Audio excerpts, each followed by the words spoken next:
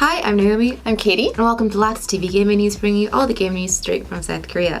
First up today, if you missed out on your chance to get a hold of the previous Fila capsule collection, then no worries, as PUBG has been running a promotion with global e-commerce giant Gmarket, featuring a ton of new merchandise.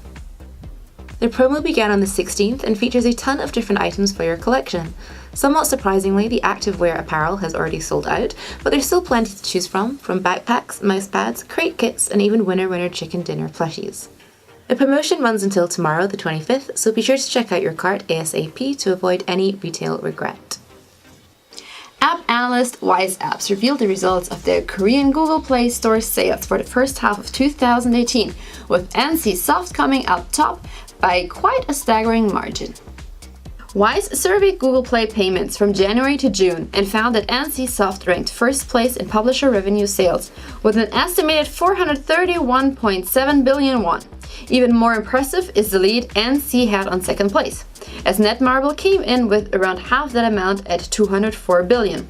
NC's numbers were undoubtedly buoyed by the consistent popularity of Lineage M, which is a mainstay at the top of our weekly top-grossing Android game charts. Wise conducted their research in the past month through a survey of 23,000 Android smartphone users across the country.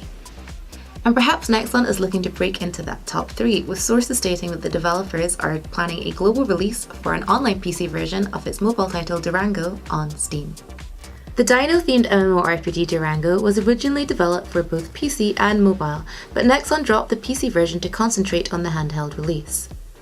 Durango first hit Korean mobiles back in January, with somewhat more mild reviews on its success thanks to its pioneering open-world aspects, but debilitating server stability issues. Nexon had previously announced the mobile title would reach Western shores sometime this year. But sources are now claiming that they have resumed development of a PC version with plans for global release. Stay tuned and we'll be sure to keep you updated on any developments. Korean developers Fnatic Games recently announced that it is indeed making a mobile version of its flagship MMO Closers after fans speculated the initial announcement to be a Chinese knockoff. The teaser trailer for Closers Mobile first emerged from China back in June with no official announcement from Fnatic, prompting many to dismiss it as yet another IP jack from Chinese developers. However, Fnatic took to Facebook last week to officially confirm that they are indeed working alongside the Chinese developers to create a world-class project. The original Closers is a free-to-play action MMO RPG developed by Fnatic and published by Nexon that saw a global release last year. This newly announced mobile title doesn't even have any details regarding a Korean launch just yet. All we know is that it entered closed beta in China earlier this month.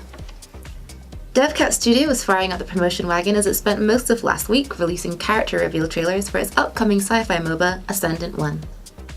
The teaser trailers so far have shown familiar names like Artemis, Nike, Ares, and Atlas, all looking distinctly more cybernetically enhanced than we're used to, unless of course you've already seen Ares in a fully armoured bodysuit revving up a giant chainsaw.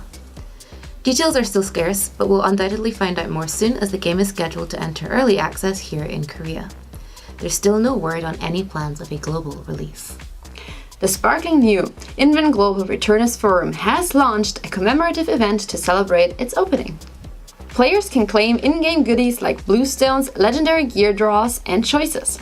All you have to do is take a proof shot and upload it to the official forum to start receiving your prizes. For all the fine print and details on requirements and prices, check out the official Inven Global Returners site at invenglobal.com/returners.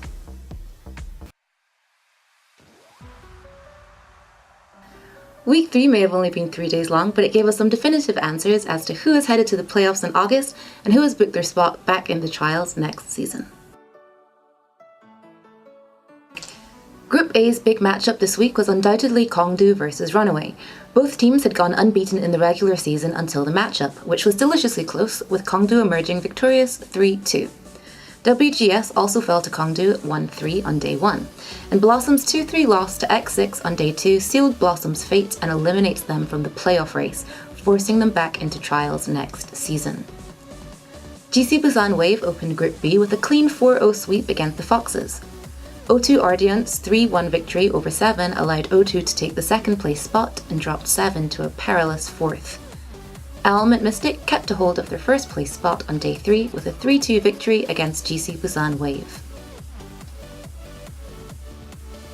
That means after week 3, 4 teams have secured their spots in the upcoming playoffs: Kongdu Panthera, Runaway, Element Mystic, and O2 Ardiant. Last year's champions X6 still have to fight for their spot this week, alongside Metabellum, WGS, GC Busan Wave, Seven, Foxes, and MVP Space. Remember, if you're in Seoul and want to catch a game, you can still get tickets online. Be sure to keep an eye on Interpark to see when ticket sales for specific dates open so you can go cheer on your favourite team in person.